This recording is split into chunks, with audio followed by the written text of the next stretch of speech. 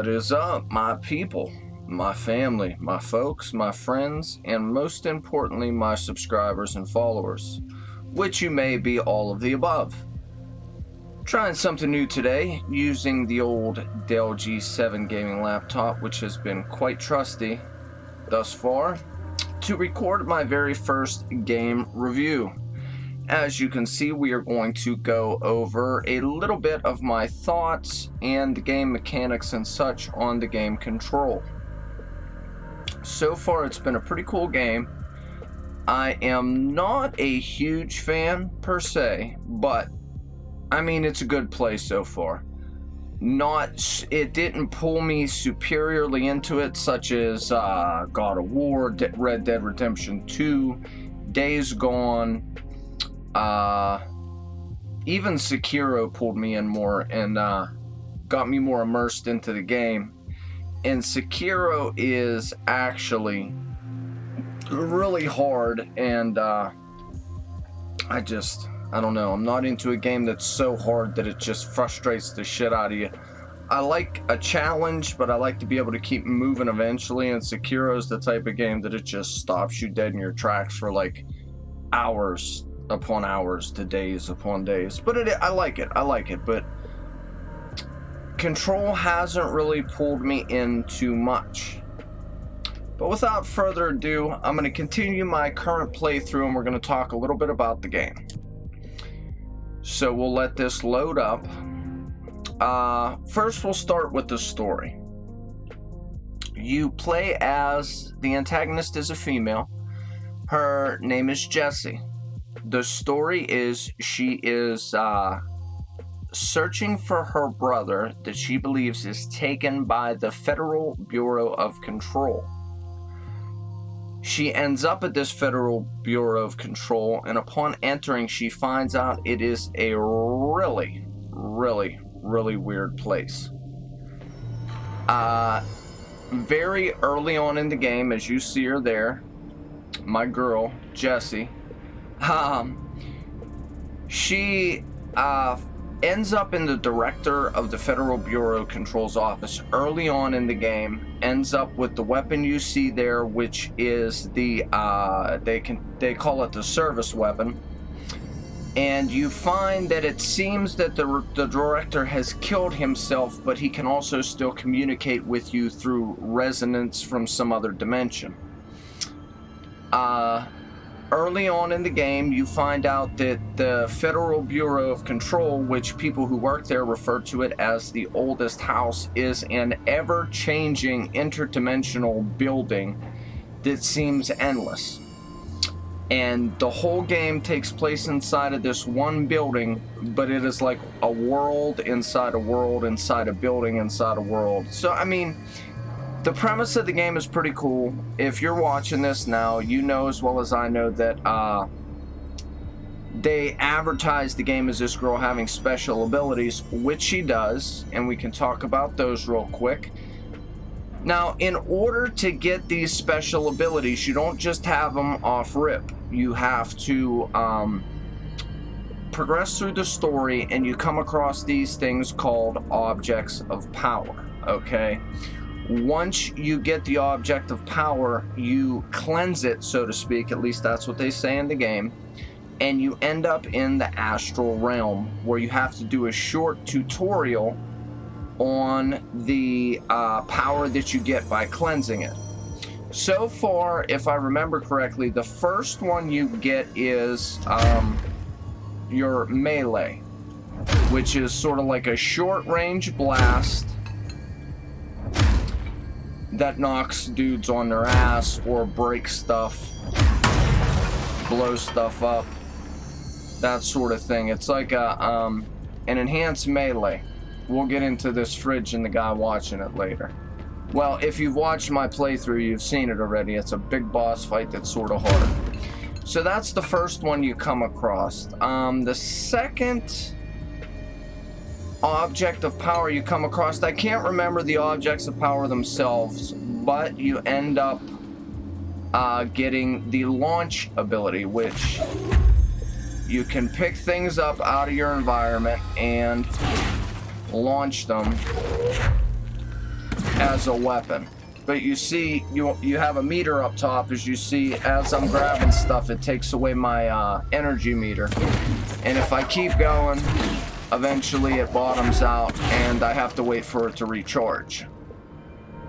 Okay, after that, I do believe I got the shield, which is another one where you pick up stuff from around you, or just break concrete itself and pull it towards you and use it as a shield. Now, eventually this does stop working and bottoms out, but you can do it again. But eventually it will stop, and a lot of these are upgradable, or they have other parts of them that you eventually come across. And the next one, okay, let me see. You got your melee, your launch, your shield, and the last one that I just got is actually pretty cool. You can levitate. Now, it only goes so high, but still, that's pretty damn cool. And I do believe so far I do have all of the powers. Oh, here we go. Right here to a checkpoint so I can show them to you. Abilities.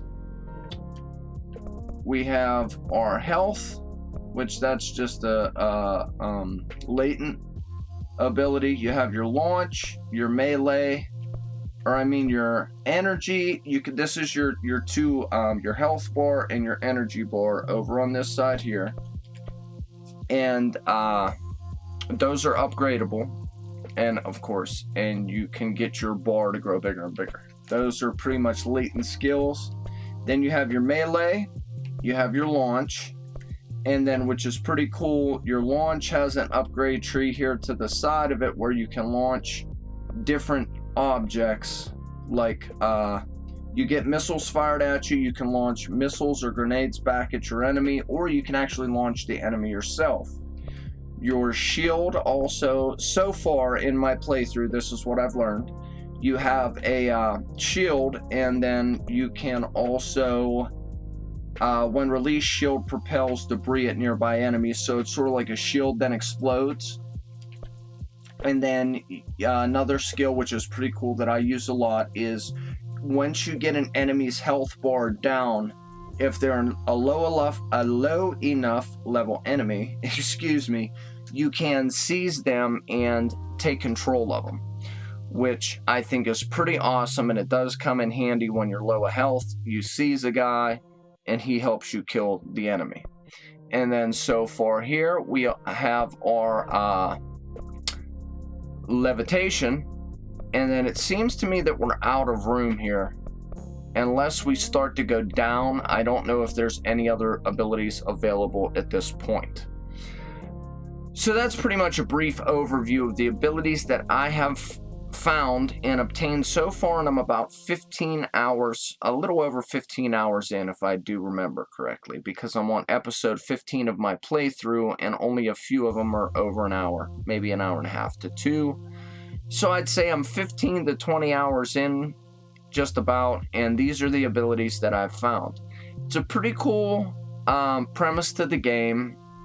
I've always been into, weird stuff, telekinesis, and I mean, whether it's real or not, I don't know. It's hard to believe that it would be, but it's a cool part of the game. I enjoy this part of the game and using all of these skills to advance through the game. And this is one of my favorite parts of the game. That being said, the skill tree is pretty easy to understand and upgrade, so I dig it. All right. Now here we're just gonna continue right into the skill trees and stuff like that.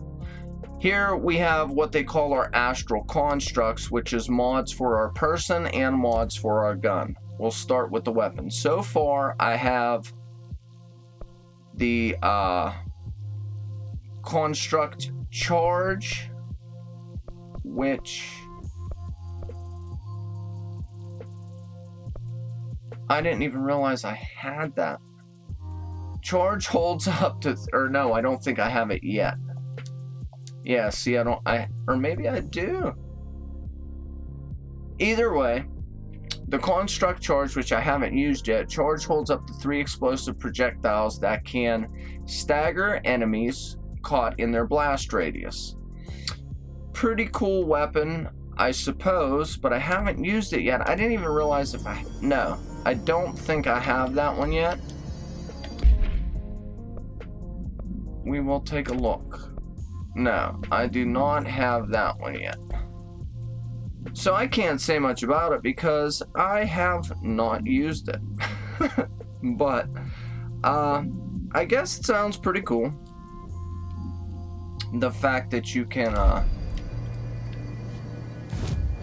it's sort of like a missile launcher or a rocket launcher. Okay, that one I haven't used yet. The grip, which is your normal, we'll say, handgun, it shoots, I think, up to 15 to 20 bullets before you run out of ammunition.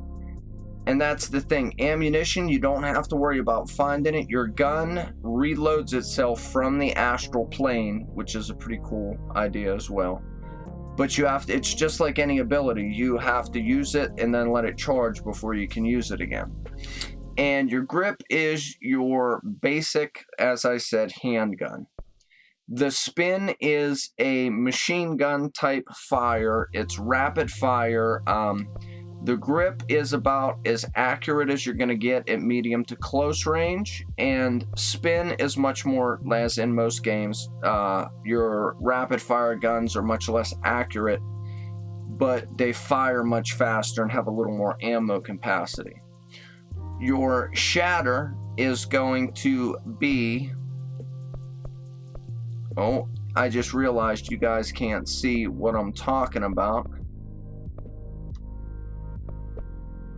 There we go. Shatter, which is right here, is going to be like a shotgun. Much lower ammo capacity, close range weapon, and deals a higher amount of damage. Down here at the bottom, you guys aren't going to be able to see it because of where I have the camera set, and I'm sorry, but it is called the Pierce, which it's a charge up weapon where you have to hold the trigger and it charges up and then it fires long distance like a sniper rifle, but it's more of a laser projectile. So those are the weapons that I have found so far. Besides the charge, I haven't gotten that one yet. So I have the bottom 4, and so far playing the game, it is, I guess, okay. The upgrade tree doesn't seem that well. I haven't been able to upgrade any of them yet, but what I have been able to do is I'll take you over here to this other menu.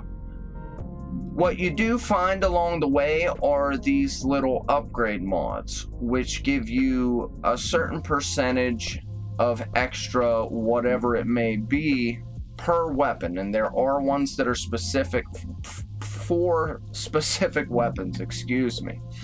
Like this one here is exclusive to spin, and it will boost the rate of fire by 26%, as to where I have a headshot boost on it now, which boosts headshot damage 89%, which I'm going to switch out one over to my regular handgun weapon because it's easier to get a headshot with them. It's just I haven't been doing much with these upgrades too much anyway. So that's one way you can upgrade your weapon, and from the way I get it, well, not just the way I get it, you can also, in this menu, once you're at a checkpoint, upgrade the weapon itself. But you see, you have so many things you have to acquire in order to upgrade them. So, I mean, I find that all of these upgrade trees get a little bit confusing for me. Not so much these ones, but this one here, it's obscure personal mod. Obscure. And I haven't been able to upgrade them yet, but like I don't like just guessing what I'm buying for an upgrade, which I think is pretty stupid. This upgrade tree I am definitely against, not a fan of, unless once I get enough material to upgrade it, I can actually see what I'm going to download, or I mean see what I'm, yeah, pretty much download to my weapon or myself for an upgrade. Then maybe it'll be a little bit better, but this I am not a fan of at all, this upgrade tree. So it is what it is. The rest of the upgrade trees and the mechanics of them are fairly easy to understand, but this one I'm not a fan of. So from here, let's see what else we can talk about. Board countermeasures in this game are little extra missions that you can do that give you a little extra reward. This one, kill Hiss Rangers in the maintenance sector. For those of you who don't know, the Hiss are what everybody in this game calls your enemies that you're fighting. So you do that, you kill 10 of them, and you get a reward. Containment Incursion Hiss Elevated.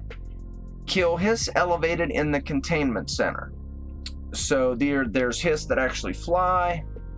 Yeah, I'm pretty sure. Hiss Elevated higher ups. Detected. Reach. So you kill the higher ups, the elevated ones, and you get a little reward. It's a little bit of an extra incentive. You can go through here, find an area that you're going to be in, click on the mission. If you end up doing the protocol, then you get the reward. It's a little extra incentive to kill extra enemies or what have you.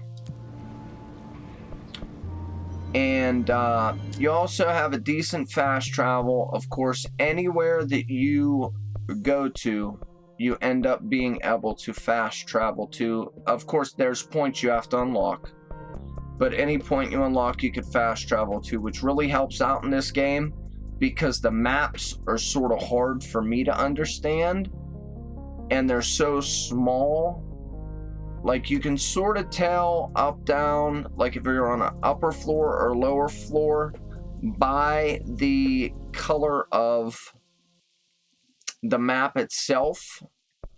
Like, there's gray, there's black, and of course you see over here there's stuff that's blacked out that I haven't been to yet. But the fast travel comes in handy because the building is so vast and the maps are so hard to understand to a point that you can't tell if you're on an upper floor or a lower floor. Like, the best example I can give is here at the power plant.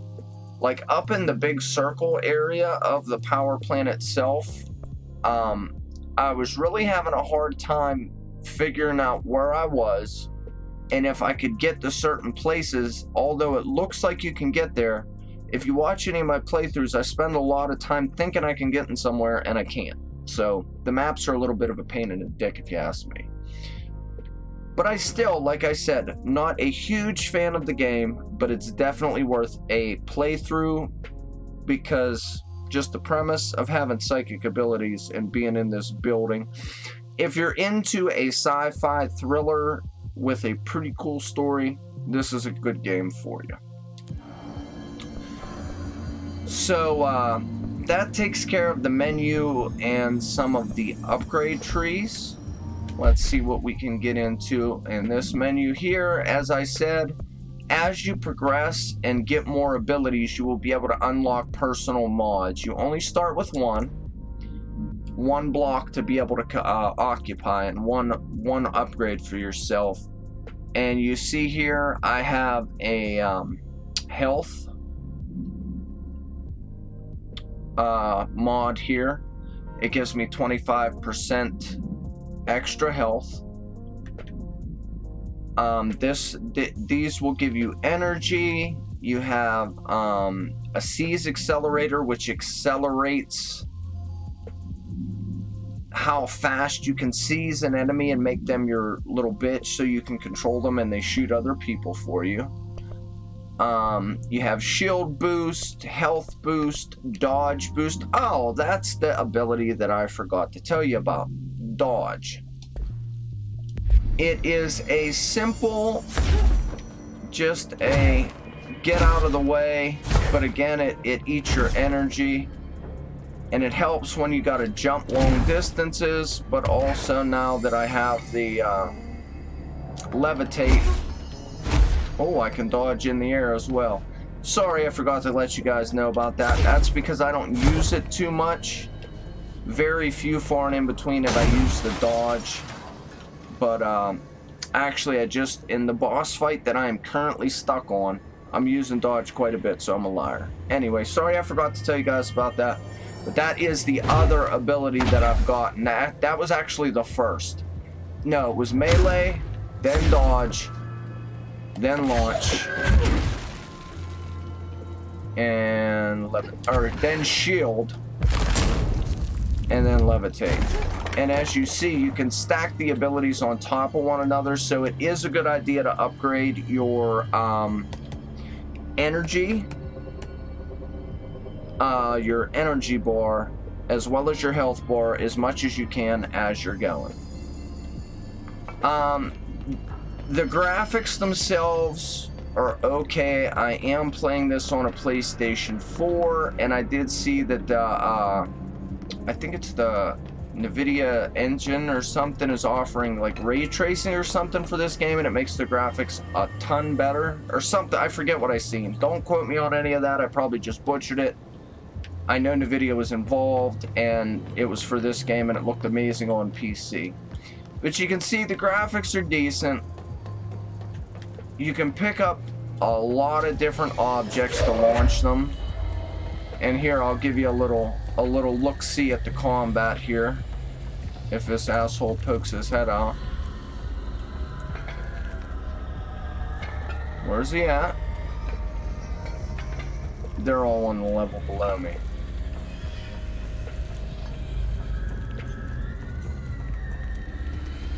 Okay, alright. Come on. Where you at? There they are.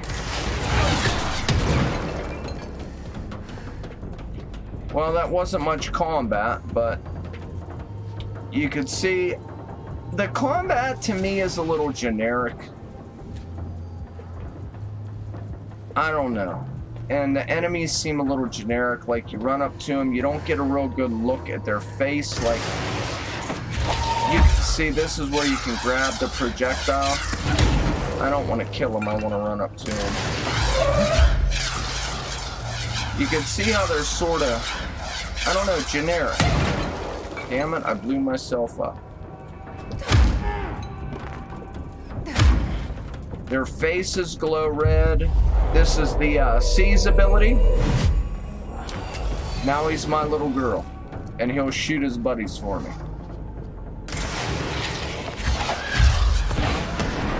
So that's a little... Quit shooting rockets at me, asshole. Here's your...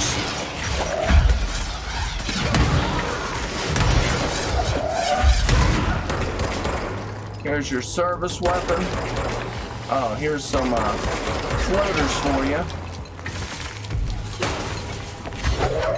Certain enemies you cannot use the launch, and certain enemies you cannot use the gun. Alright, well that's how you do not do very well at combat. So I just wanted to give you guys that haven't played the game yet a little look at it. I apologize for dying. My computer's screensaver keeps turning on and getting on my nerves. But once this game loads, we are going to wrap up my review of the game Control. Again, in my personal opinion, I think the premise of the game is super awesome, but I'm not a huge fan of the game itself. I find that one upgrade tree a little bit stupid, and I don't feel that I should have to upgrade the menu to know what I'm getting, even if I know what I'm getting once I upgrade the menu. My opinion may change on that.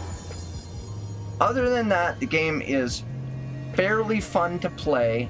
It isn't hard to the point like a Sekiro game where you cannot advance, but there are some killer boss fights in the game, that I have been having a problem beating.